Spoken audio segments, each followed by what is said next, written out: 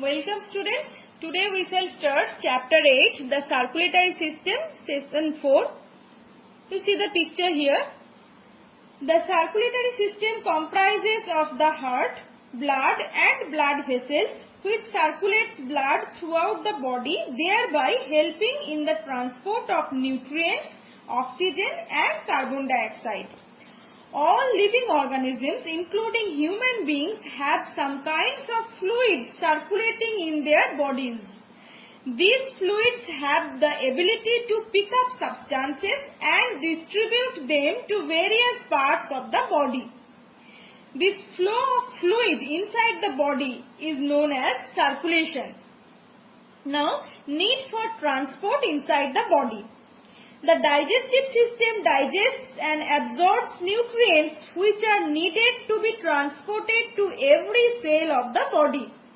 The respiratory system draws in air and the oxygen picked up from it in the lungs has to be transported to all parts of the body.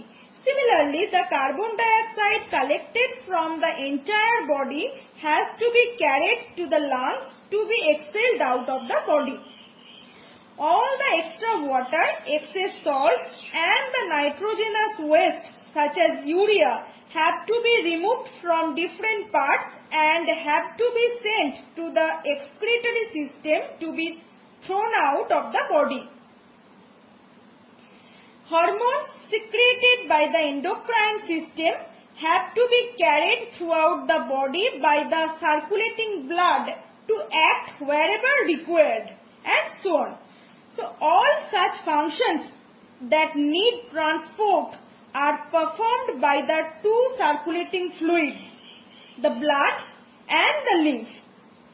Besides transport, these fluids have some other functions also. So now you see fluids in our body. There are three principal fluids in our body: blood, contained in the heart and in the blood vessels of the circulatory system. You know that the blood vessels are of three kinds: arteries, veins and capillaries. Now second, tissue fluid. Tissue fluid occupying spaces between cells and the organs, and lymph, which is contained within lymph vessels and lymphatic organs such as spleen and the tonsils. We shall learn about tissue fluid, lymph and lymphatic system later. Now, non-circulating fluids. There are also some other fluids located in particular organs such as synovial fluid filled in the cavities of skeletal joints, vitreous humor in the eye, etc. They do not circulate. Non-circulating fluids. Now, blood. Blood is always in motion from the heart to the arteries and back through the veins. The blood is a somewhat thick fluid, bright red when taken from an artery or dark red when taken from a vein. Volume: an average adult human contains 5 to 6 liters of blood by volume in his body. Taste: salty. The blood is slightly alkaline with a pH of 7.3 to 7.45. Now, functions of blood. You see here, transport and protection. First, transport by blood. Transport of digested food, oxygen, carbon dioxide, excretory substances, hormones, body heat. Transport of digested food from the alimentary canal to the tissues. These substances are simple sugars like glucose, amino acids, vitamins, mineral salts, etc. Transport of oxygen from the lungs to the tissues. It occurs by means of red blood cells in combination with hemoglobin in the form of an unstable compound, oxyhemoglobin, which on reaching the tissues breaks up to deliver oxygen. The red blood cells, also called called erythrocytes are circular or biconcave disc-shaped. Their red color is due to the presence of an iron and protein compound called hemoglobin. It acts as the oxygen carrier. Hemoglobin has ability to combine readily with oxygen to form oxyhemoglobin, an unstable compound which readily gives up oxygen to the body tissues. Now, next, transport of carbon dioxide from the tissues to the lungs. It occurs partly in combination with hemoglobin and partly as solution in blood plasma. Plasma is the fluid part of the blood. Transport of excretory material from the tissues to the liver, kidney or the skin for elimination or to render them harmless. Distribution of hormones secreted by special glands directly into the blood. Distribution of heat. The blood helps in keeping the temperature of the body uniform by distributing heat. Now, protection by blood. Blood forms a clot wherever there is a cut in a blood vessel. The clot serves to prevent further loss of blood and the entry of disease-causing germs. Its white blood corpuscles protect the body from diseases by engulfing bacteria which may have entered the body. It produces antitoxins and antibodies which neutralize the poisonous substances or kill the germs which enter the body. Now, composition of blood. You see here components of blood. Blood, cellular part, fluid part. Plasma is the fluid part of the blood. You see here plasma. Blood contains three types of blood cells. Red blood cells or erythrocytes, white blood cells or leukocytes and platelets. You see here red blood cells. These are red blood cells. White blood cells, here neutrophil, eosinophil, basophil, lymphocyte, monocyte and platelets. Now, you see the next picture. Composition of blood. The blood consists of plasma, fluid part constitute 55 to 60% of blood. And cellular elements, red and white cells and platelets, 40 to 45% of blood. Now, plasma, the liquid portion of the blood. The plasma is a light yellow colored alkaline liquid. It mainly consists of water, 90 to 92%, protein, 7 to 8%, inorganic salts 1% and other substances. Here, the inorganic salts include mainly sodium chloride and sodium bicarbonate. Among other substances contained in the plasma are glucose, amino acids, fibrinogen, hormones, urea, etc. Here, the plasma from which the protein fibrinogen has been removed is called serum. You see, notice this point. The plasma from which the protein fibrinogen has been removed is called serum. Now, the cellular elements. Here, red blood cells or erythrocytes, white blood cells or leukocytes, and blood platelets or thrombocytes. Now, red blood cells or RBCs, the oxygen carriers. Red blood cells are also called erythrocytes. These are minute biconcave disc-like structure flat in the center and thick and rounded at the periphery. See here, see the picture. Flat in the center and thick and rounded at the periphery. These are very small, about 7 micron in diameter. The small size plus the concavities on either side provide a large surface area which makes them very efficient in absorbing oxygen. Now, an adult human male has about 5 million RBCs per cubic millimeter of blood, and an adult female has slightly less, about 4.5 million. Now, hemoglobin, the effective chemical constituent of RBCs. The red blood cells have a colorless spongy body or stroma which contains a respiratory pigment, hemoglobin. The hemoglobin is formed of an iron-containing part or hemin and a protein or globin.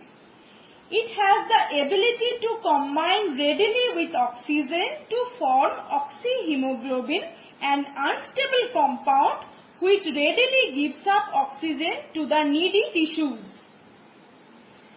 Hemoglobin can carry very small quantity of carbon dioxide in the form of carbaminohemoglobin. Carbaminohemoglobin. Now you see here carbon monoxide poisoning.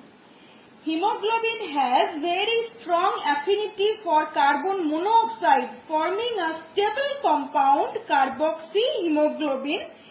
This cuts down the capacity of the blood of transporting oxygen, sometimes resulting in death. Here. Now, life and death of RBCs.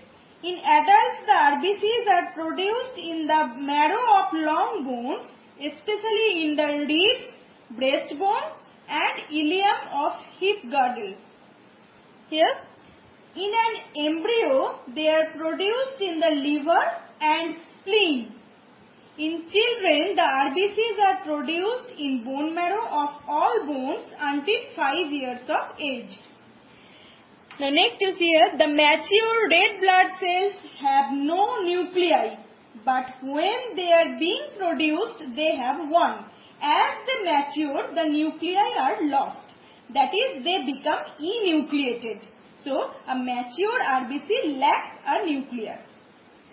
The average life of an RBC is about 120 days. The old and weak red cells are destroyed in the spleen, liver and bone marrow. Their iron part is retained in the liver, while the rest is excreted as a bile pigment or bilirubin. Mammalian red blood cells, when mature, circulate in the blood system and are devoid of certain organelles. They have no nucleus, no mitochondria, no endoplasmic reticulum. Loss of nucleus makes the red cells biconcave, thus increasing their surface area volume ratio for absorbing more oxygen. Loss of mitochondria means that the red cells cannot use oxygen for themselves. You know, cellular respiration occurs in mitochondria. Thus, all the oxygen absorbed from the lungs is transported and delivered to the tissues unconsumed. Secondly, loss of mitochondria means full transport of glucose in blood plasma, unused by the RBCs. No endoplasmic reticulum means increased flexibility of RBCs for their movement through narrow capillaries. Newborn infants have a larger number of RBCs, about 6 to 7 million per cubic millimeter. RBC count is lower by 5% during sleep. RBC count is higher during physical activity, pregnancy and emotional upsets. People living at a height of 4,200 meter and above increase their RBCs by nearly 30%. Abnormally increased number of RBCs is called polycythemia, and their abnormally decreased number is known as erythropenia. White blood cells, unlike RBCs, have a nucleus and do not contain hemoglobin. You see here, white blood cells or WBCs, white blood cells or leukocytes differ from red blood cells in having a nucleus and do not contain hemoglobin.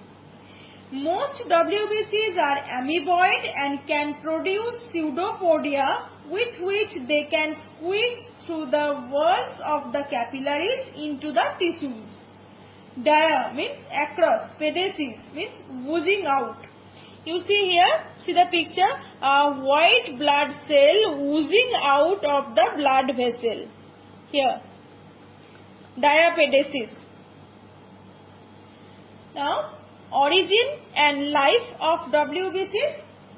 The WBCs are produced in red bone marrow, lymph nodes and sometimes even in liver and the spleen. Their average life is about 2 weeks. The neutrophils live for only a few hours and about 125 billion neutrophils are produced each day.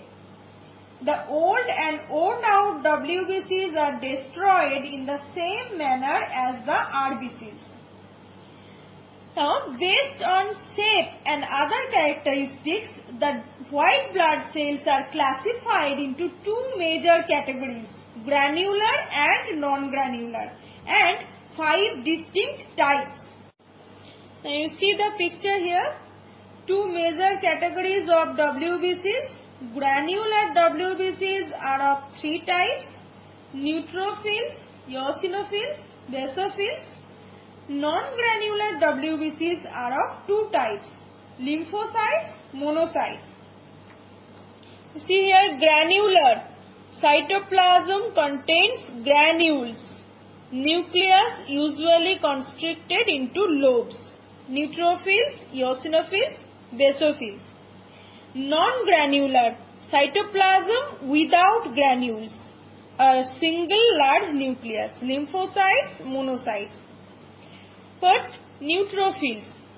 See the picture, nucleus with 3 to 4 lobes, granular cytoplasm, stained with neutral dyes. Here, functions: engulf bacteria. Where produced? Bone marrow. Eosinophil, nucleus with 2 lobes, cytoplasmic granules large and stained dark red with eosine, acid dye. Here, engulf bacteria. Functions: engulf bacteria secrete antitoxins associated with allergy. Where produced? Bone marrow. Now, basophil, nucleus large, indistinctly lobed, granules stained with basic dyes, methylene blue. Function: release chemicals, histamine for inflammation, which dilate blood vessels. Where produced? Bone marrow. Now, lymphocytes, non-granular, lymphocyte, monocytes. Lymphocyte, smallest of WBCs, single large nucleus. Here, function produce antibodies. Where produced? Bone marrow and lymph glands, spleen, tonsils, etc. Monocytes, nucleus large, kidney shaped. See the picture. At the site of infection transformed into macrophages. Now function, ingest germs, where produced? Bone marrow. So functions of leukocytes or WBCs: body defense, phagocytosis. This is a process in which most WBCs and particularly the neutrophils engulf particle-like solid substances, especially bacteria. This is a defensive mechanism against disease germs. Inflammation. Inflammation occurs due to the reaction of tissues to injury and to localized invasion of germs. The inflamed spot has several characteristics: increased local heat, redness, swelling, pain, etc. Here the leukocytes, especially the monocytes and neutrophils, migrate through the walls of the blood vessels by diapedesis and fight against disease-causing germs. They also destroy the damaged cells by phagocytosis. Pus. Pus is mainly composed of the dead white blood cells together with the tissue cells destroyed by the bacteria. Now, formation of antibodies. The WBCs, especially the lymphocytes, produce antibodies which kill or neutralize the germs or the poison from them. Introducing weakened germs or germ substance or vaccines during vaccination stimulates formation of particular antibodies which at a later period would destroy the particular disease-causing germs if they enter into the body. Now, blood platelets or thrombocytes, initiators of clotting of blood. Blood platelets are minute oval or round structures, non-nucleated, floating in the blood.